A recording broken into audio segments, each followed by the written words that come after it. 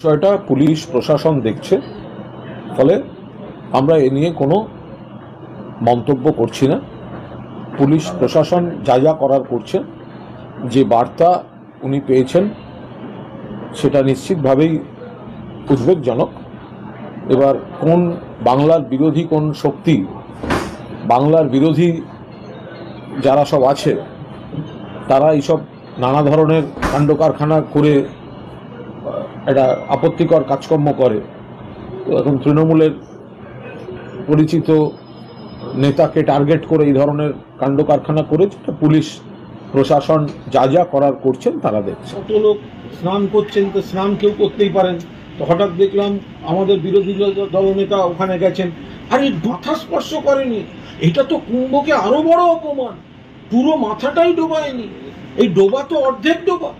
এটা তো তৎকাল হিন্দু তৎকাল বিজেপির সমস্যা, যে পুরোটা ডুবলো না, শুধু ছবি তোলার জন্য নাক টিপে এইটুকু ডোবা। আর একবার যাওয়া উচিত।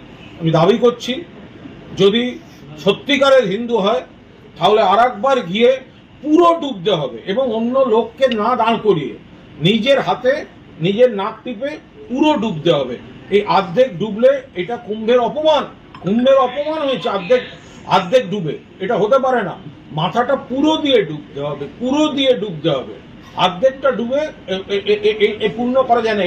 এটা প্রয়াগের আর একটা অপমান হয়ে গেল। বাংলার বিরোধী দলনেতা গিয়ে অর্ধেক অসম্পূর্ণ ডুব, এই অসম্পূর্ণ ডুব, এতে মানে এটা কখনো শাস্ত্র মতে, আপনি শাস্ত্র দেখবেন যে এখানে কিন্তু ডুব মানে পুরো ডুব। আপনাকে জলস্তর আর মাথাটা তার জলস্তর থেকে এক বিন্দু নিচে থাকবে, এটা শাস্ত্রে বলেছে।